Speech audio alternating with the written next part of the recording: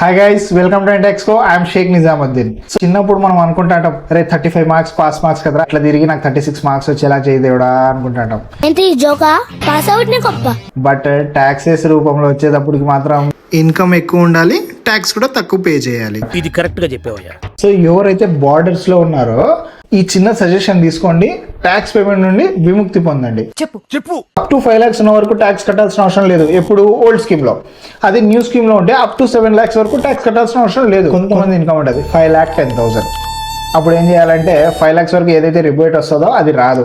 2.5 lakhs to 5 lakhs 5% కట్టాలా, 5 lakhs అంటే ఉండేదానికి 20% కట్టాలా. ఇది ఇప్పుడు ఓల్డ్ స్కీమ్ లో. న్యూ స్కీమ్ లో అనుకోండి, ఈ ఇన్కమ్ వచ్చేసి ఒక 7,10,000 ఉందనుకోండి, మళ్ళీ ట్యాక్స్ పే చేయాల్సి వస్తుంది.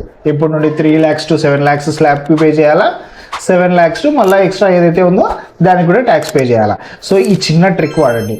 సో ఏదైతే ఇన్ ఎక్సెస్ ఆఫ్ 5 lakhs కానీ 7 lakhs కానీ ఉంటుందో ఎన్పిఎస్ చేయండి.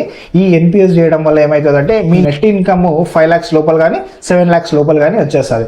సో అప్పుడు మీరు ట్యాక్స్ పే చేయాల్సిన అవసరం లేదు. ఏదైనా డౌట్ ఉంటే కామెంట్ చేయండి, will definitely reply to you. Thank you.